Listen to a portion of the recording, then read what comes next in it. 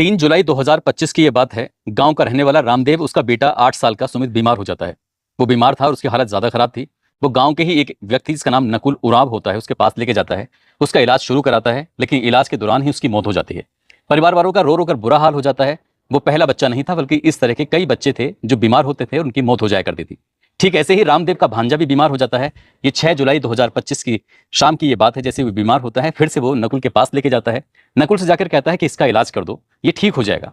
जैसे ही नकुल ने उसको देखा, देखते उसके हाथ जोड़ के कहता कि मैं इसका इलाज नहीं कर सकता, मेरी ये बस की बात नहीं है। अगर इसका इलाज कराना है तो जाकर सीता देवी से इलाज कराओ, उसके पति से इलाज कराओ। मैं इसका इलाज नहीं कर सकता, क्योंकि वो मुझसे ज़्यादा शक्तिशाली हैं, ज़्यादा ताकतवर हैं। और सीता देवी वैसे भी डायन है, क्योंकि अब तक 4-5 बच्चे जो भी मरे हैं वो सब उसी की वजह से मरे हैं।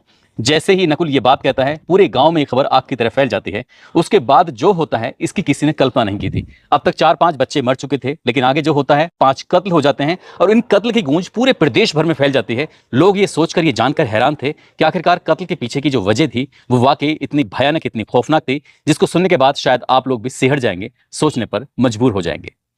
आदाब, नमस्कार, सत श्री अकाल। मैं उस्मान सैफी। आज की जो सच्ची घटना मैं आपको सुनाने जा रहा हूं, ये सच्ची घटना है बिहार प्रदेश के जिला पूर्णिया की। पूर्णिया जिले में ही एक थाना लगता है मुफस्सिल, और मुफस्सिल थाना क्षेत्र में एक गांव लगता है रानीपत्रा टेटगामा। दरअसल ये पूर्णिया से लगभग 20 किलोमीटर दूर गांव है रानीपत्रा टेटगामा। यहाँ बात कर रहा हूँ 6 और 7 जुलाई 2025 की रात लगभग 1:45 के आसपास का वक्त हो रहा था।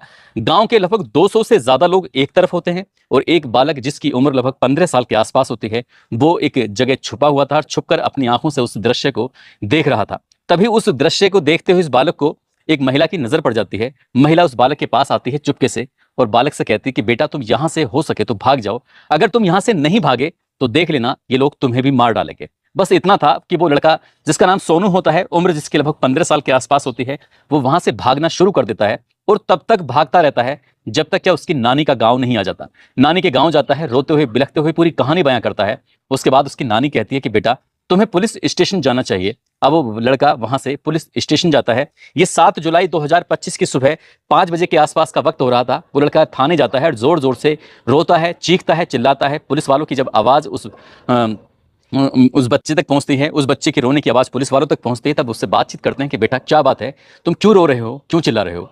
तब वो बताता है कि साहब जल्दी से गांव चलो, नहीं तो वो लोग हमें मार डालेंगे, पूरे परिवार को मार डालेंगे। पुलिस वाले ये बात सुनते हैं। उसके बाद फिर उच्च अधिकारियों को इस बात की सूचना दी जाती है और देखते ही देखते ये खबर एसएचओ से लेकर डीएसपी, एसपी, डीएम, ये बड़े बड़े आला अधिकारियों तक घटनाक्रम की बात पहुंच जाती है। उसके बाद इस गांव में पुलिस फोर्स पहुंचती है और जो आला अधिकारी होते हैं, डीएम, एसएसपी, ये भी मौके पर पहुंच जाते हैं।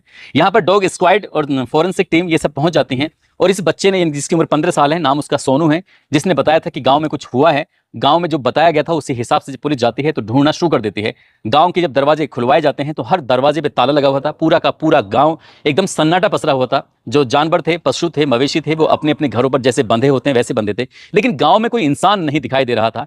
जो भी इंसान दिखाई दे रहे थे उनसे कुछ पूछते थे तो वो कहते थे कि हमें कुछ नहीं पता, हम तो पूरी रात सोए हुए थे, हमारे घर पे इस तरह की कोई आवाजें भी नहीं आ रही थी। तभी गांव के लोग, जब वहां था ही नहीं, कोई जवाब दे तो क्या दे, जब लड़के ने जो बताया वो उसे पुलिस जानना चाहती थी, तो आखिरकार जब डॉग स्क्वाड वहां पर पहुंचता तो डॉग स्क्वाड की मदद से पता चलता है कि गांव से लगभग 3 किलोमीटर दूर एक बिसरिया बहियार एक जगह लगती है, वहां पर एक तालाब है और तालाब में जलकुंभी है। जब डॉग स्क्वाड वहां तक पहुंच जाते हैं तो पता चलता है कि 5 लाशें थी जो जली हुई पड़ी हुई थी। लगभग 80% वो जल चुकी थी। अब ये लाशें किसकी थी, क्यों जलाई गई थी, यही पूरी कहानी थी। और इस कहानी को उस बालक ने अपनी आंखों से देखा था, वही बयां किया था। दरअसल इस गांव के अंदर 4-5 बच्चे मर चुके थे पिछले कुछ दिनों के अंदर। ऐसे ही एक लड़का जो कि रामदेव का होता है, जिसकी उम्र लगभग 8 साल के आसपास होती है, उसका भी इलाज चलता है। इलाज के दौरान वो भी मर जाता है। छोटू था, छोटू का बेटा भी ऐसे ही मर जाता है, उसका भी इलाज चलता है। जो इलाज करने वाला था वो गांव का ही नकुल उराव होता है, जो कि टोना टोटका के माध्यम से इलाज करता था।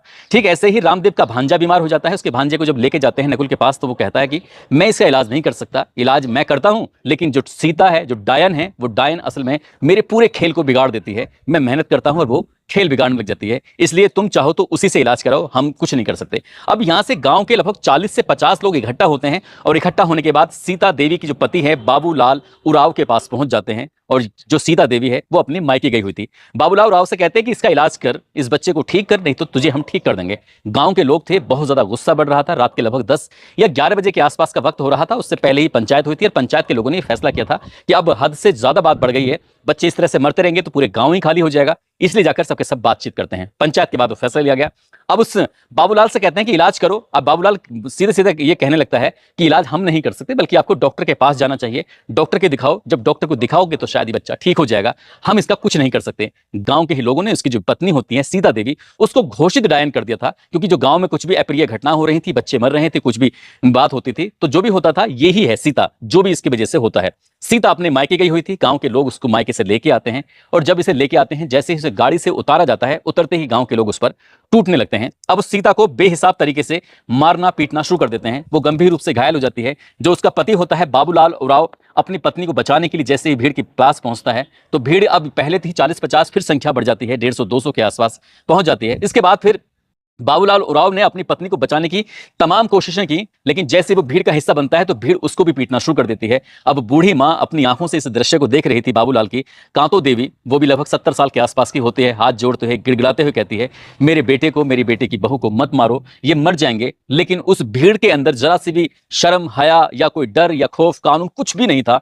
उन्होंने उस बूढ़ी औरत को भी मारना पीटना शुरू कर दिया। जैसे ही उस बूढ़ी औरत को मार रहे थे, उमराव को मार रहे, बाबूलाल को मार रहे थे और उसकी पत्नी को मार रहे थे, तो वहीं पास में इस शोर को सुनने के बाद 30 साल का जो बेटा होता है मंजीत, वो भी मौके पर पहुंच जाता है। वो अपनी दादी, अपनी माँ, अपने पापा को बचाने की तमाम कोशिशें कर रहा था, लेकिन भीड़ के हाथ में जो लग रहा था वो मंजीत को भी मारना शुरू कर देते हैं। मंजीत की पत्नी होती है रानी देवी। रानी देवी भी इस शोर को सुनने के बाद मौके पर पहुंच जाती है और अपने पति को, अपने परिवार के बाकी लोगों को बचाने की कोशिश कर रही थी, लेकिन भीड़ उनको भी मारना पीटना शुरू कर देती है। मारते हैं, पीटते हैं और उन्हें खंबे से बांध देते हैं।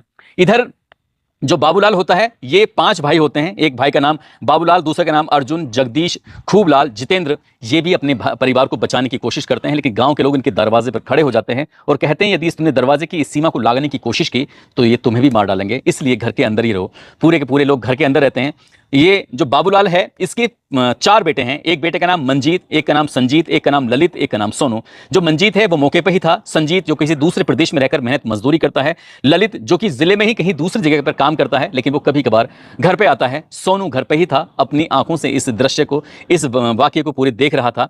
वो चीख भी नहीं सकता था, चिल्ला भी नहीं सकता था, क्योंकि वो चीखता चिल्लाता तो शायद वो बचाने की कोशिश करता, तो जैसे वो मंजीत को मार रहे थे, ठीक सोनू को भी वैसे ही मारते। इसलिए वो छुप कर देख रहा था। तभी एक औरत की नजर उस बच्चे पर पड़ जाती है। उससे कहती है कि सोनू बेटा, तुम यहां से भाग जाओ। अगर तुम यहां से नहीं भागे तो जैसे ही तुम्हारे परिवार के लोगों को मार रहे हैं, ठीक वैसे ही ये तुम्हें मारेंगे।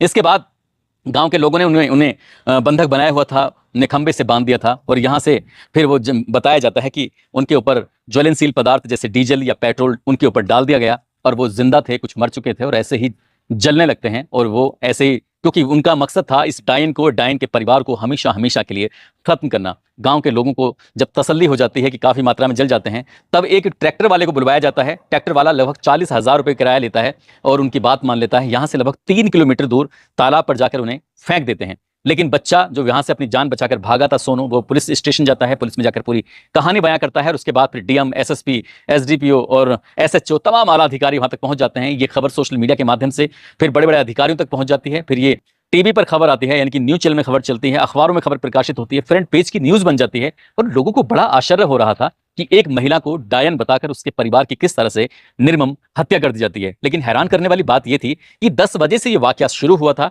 रात के 2-2:30 बजे तक ये वाकया चलता रहा। ये गांव के किसी भी शख्स ने ना तो पुलिस को फोन करना गवारा समझा और ना ही इस सूचना को देना गवारा समझा। वो बालक कैसे कैसे रात भर दौड़ा होगा, कैसे कैसे पुलिस तक पहुंचा होगा। गांव के ही परिवार के लोग जो उस घर में उन्हें कैद कर दिया गया था, काश वो ही पुलिस को 112 नंबर पर फोन करके पुलिस को बुला लेते, तो शायद इस घटना को टाला जा सकता था, इस घटना को रोका जा सकता था। लेकिन जब पुलिस ने इस मामले में लगभग 23 नामजद एफआईआर दर्ज की है और 150 से 200 अज्ञात लोगों पर मुकदमा दर्ज किया है, लेकिन जैसे ही मुकदमा दर्ज होता है उसके बाद फिर गांव से लोग भाग जाते हैं। उन्हें डर बाद में हुआ। 5 लोगों की हत्या करने के बाद पुलिस पकड़ेगी, जेल भेजेगी। काश उन्हें ये डर पहले होता तो शायद इस हत्याकांड को बिल्कुल भी अंजाम नहीं देते। अब सोनू के अलावा शायद इस मामले में कोई गवाही देने वाला नहीं है उसके परिवार में, क्योंकि बाकी लोग या तो मौके पर नहीं थे और थे तो वो छिपे हुए थे। आखिरकार पुलिस इस मामले की जांच पड़ताल में जुटी है। मीडिया रिपोर्ट ये भी कहती है कि ये डायन प्रथा वाला जो मामला है ये अभी तक चला रहा है। हालांकि साल 1999 में इस मामले को लेकर एक सख्त कानून बनाया गया और कानून बनने के बावजूद भी अभी भी महिलाओं को डायन घोषित करने से बाज नहीं आते। ऐसा मीडिया रिपोर्ट बताती है कि बिहार प्रदेश में लगभग 74,000 ऐसी महिलाएं हैं जिनको पहले से ही डायन घोषित कर दिया है, और शायद सीता देवी को भी डायन घोषित कर दिया गया था। इसलिए गांव के लोगों को लग रहा था कि जो बच्चे मर रहे हैं वो इसकी वजह से मर रहे हैं, लेकिन वजह थी अज्ञान था, वजह थी अशिक्षा, वजह थी कि डॉक्टर के पास इलाज नहीं करा रहे थे। वजह जो भी थी, लेकिन सीता वजह नहीं थी। सीता को तो बेवजह लपेटा गया, उसके परिवार के 5 सदस्यों को बेवजह लपेटा गया। अब देखने वाली बात यह है कि भविष्य में कानून अपना किस लेवल तक काम करेगा, किस लेवल तक इन लोगों को सजा दिलाने में कामयाबी हासिल करेगा, किस लेवल तक इस मामले में जागरूकता फैलाने की कोशिश करेगा कि अब कोई डायन वगैरह कुछ नहीं होती है। अब क्या पहले भी कभी डायन वगैरह कुछ भी नहीं होती थी। सोनू जैसे बच्चे का अब क्या होगा सहज ही अंदाजा लगाया जा सकता है। उसका भरण पोषण कैसा होगा, क्या वो करेगा, क्या नहीं करेगा। उसने जो अपनी आंखों से देखा, कभी क्या उसे भुला पाएगा, नहीं भुला पाएगा। बहुत सारे सवाल हैं जो तैर रहे हैं जहन में, दिमाग में, और जिन जिन लोगों ने इस कहानी को जाना था, समझा था, वो लोग भी सोचने पर मजबूर हैं कि इस सदी में, ऐसे दौर में जहां टेक्नोलॉजी का दौर है, वो क्या सब चल रहा है। दोस्तों, इस पूरे घटनाक्रम को सुनाने का उद्देश्य किसी को परेशान करना नहीं है, किसी का दिल दुखाना नहीं है, बल्कि आपको जागरूक करना है, आपको सचेत करना है। अगर इस तरह से 150-200 बताया जाता कि 300 की आबादी वाला गांव था, 300 की आबादी वाले गांव में क्या एक भी ऐसा व्यक्ति नहीं था जो पुलिस को फोन करके इस घटना के बारे में जानकारी दे देता कि ऐसा यहां पर हो रहा है? क्या एक भी ऐसा जागरूक व्यक्ति नहीं था? ये वाकई अफसोस की बात है। हम ऐसे वक्त में हैं जब हम चांद पर जाने की बात करते हैं, जब हम दुनिया को जीतने की बात करते हैं, तब हमारे देश में इस तरह की घटनाएं हमें शर्मसार कर दें। आप सब लोग अपना ख्याल रखें, सुरक्षित रहें। जय हिंद, जय भारत।